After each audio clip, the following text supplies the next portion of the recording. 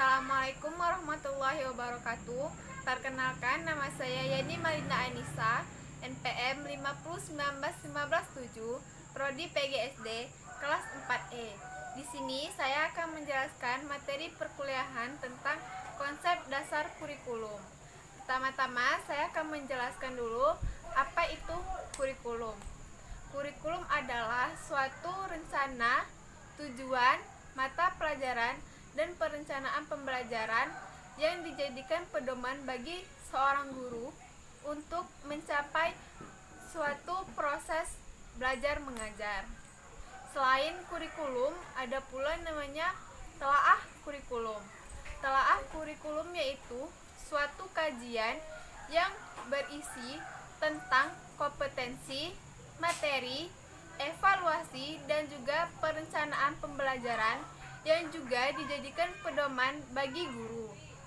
Selanjutnya, dalam kurikulum terdapat pula fungsi dan prinsip kurikulum.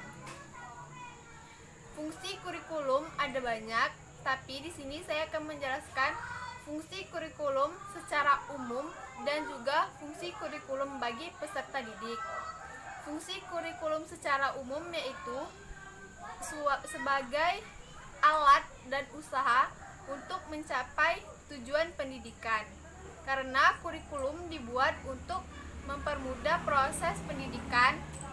Selain itu, kurikulum bagi peserta didik juga digunakan sebagai sarana prasarana bagi peserta didik untuk mengukur kemampuan diri dalam proses belajar mengajar dan dalam menerima pembelajaran. Selain itu, fungsi kurikulum bagi peserta didik juga untuk mempermudah mereka dalam menerima materi yang akan diajarkan setiap harinya dengan mudah. Selanjutnya, prinsip kurikulum. Ada beberapa prinsip yang dimiliki oleh kurikulum. Yang pertama yaitu prinsip berorientasi pada tujuan. Yang kedua, prinsip relevansi. Yang ketiga, prinsip efisiensi dan efektivitas. Yang keempat, prinsip fleksibilitas. Yang kelima, prinsip kontinuitas. Yang keenam, ada prinsip keseimbangan. Yang ketujuh, ada prinsip keterpaduan. Dan terakhir yaitu prinsip mutu. Selain prinsip, dalam kurikulum juga terdapat dasar-dasar kurikulum serta tujuan dibentuknya kurikulum. Dasar-dasar kurikulum atau asas-asas kurikulum ini mempunyai kekuatan-kekuatan umum dalam membentuk suatu materi organisasi dalam kurikulum.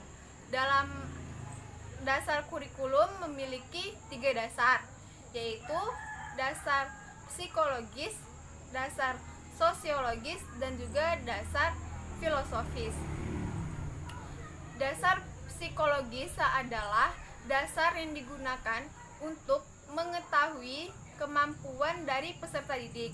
Yang kedua yaitu dasar sosiologis, yaitu dasar yang digunakan dalam lingkungan masyarakat. Yang ketiga yaitu dasar filosofis. Dasar ini digunakan untuk mengetahui keadaan alam semesta tempat kita tinggal.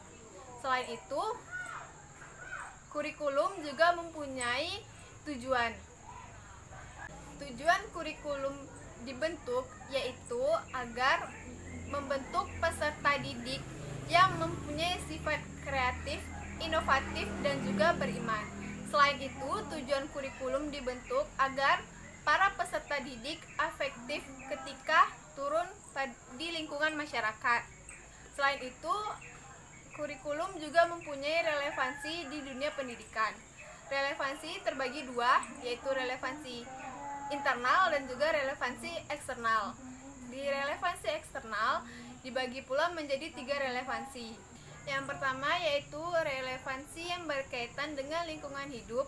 Yang kedua, relevansi yang berhubungan dengan perkembangan zaman, baik zaman sekarang ataupun zaman yang akan datang.